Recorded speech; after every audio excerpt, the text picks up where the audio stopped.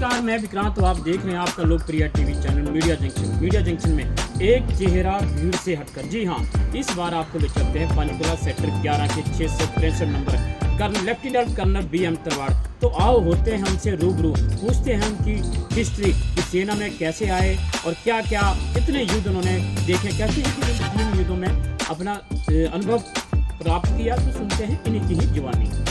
Colonel साहब, कारगिल युद्ध, शायद आपको पूरा तजर्बा होगा इसके बारे में, और इसके बारे में आप प्रदर्शनी भी यहाँ आयोजित करते हैं पंचकुला में, और इस बार ऐसा क्या रहेगा? मैं कर्नल बृजमोहन तलवार हूँ। 1988 में रिटायर हुआ था श्रीनगर से, जब श्रीनगर पीक पे था टेररिज्म पर, तो मुझे टेररिज्म का काफ़ी तजर्बा है। कल शाम को जैसा आपने पूछा कि हिंदुस्तान ने जो उन पर हमला किया, वो उसके बारे में प्रतिक्रिया आपने जाननी चाहिए। हिंदुस्तान ने अभी तो बहुत गर्म था, सारा भारतवर्ष, पूरा हिंदुस्तान काफ़ी दुखी था, लोग काफ़ी गमगीन थे। लोग चाहते थे कि हम भी कुछ ना कुछ करें और जल्दी करें, लेकिन हमारी फौज तो वैसे तैयार ही रहती है, एयरफोर्स, आर्मी, नेवी, तीनों विंग तैयार रहते हैं, और हमारे बॉर्डर सिक्योरिटी फोर्स, CRP वगैरह वगैरह भी काफ़ी प्रोफेशनल फोर्सेस हैं। तो कल हमने इनका ध्यान बताया कि नेवी की तरफ से आपको हमला आएगा, लेकिन हमने सारे टारगेट पहले ही लॉक कर रखे थे। हमें पता था ये शिफ्ट करके कहाँ गए हैं, भावलपुर या और कहीं। बेटे ये बंद कर दो। बता रहा था कि हमें सारा तैयारी तो पहले से ही थी, लेकिन हमारा जो मेन एम है हिंदुस्तान का, कि आज तक हमने पहले किसी पे हमला नहीं किया। आज तक रामचंद्र जी के टाइम से ले लो, कभी नहीं किया। हम चाहते थे इतने दिन जो हमने 10-12 दिन लगाए, हम चाहते थे कि पाकिस्तान की तरफ से कोई शुरुआत हो तब, ताकि वर्ल्ड के लोगों में हम बदनाम ना हो।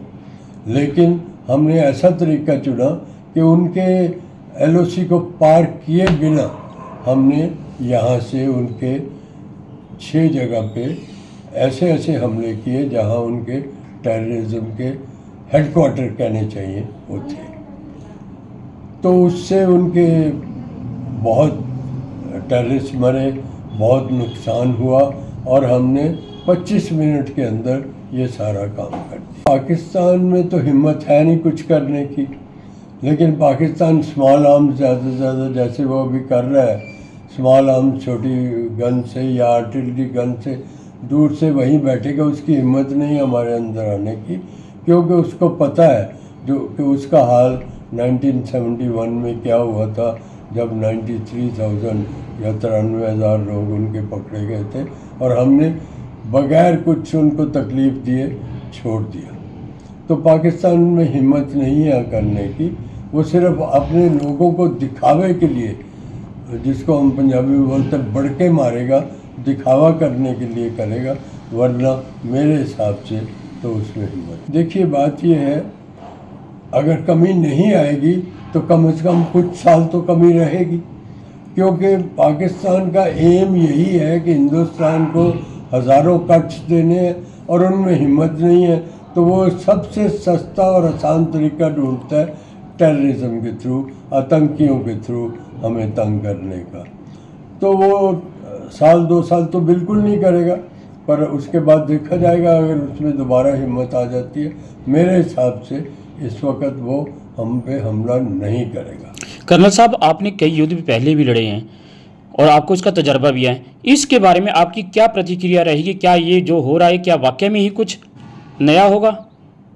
देखिए ये जो अभी हुआ है, ये खुद एक नया तरीका है कि आप LOC पार किए बगैर उनके इतने अंदर वाले टारगेट्स को आपने ध्वस्त कर दिया।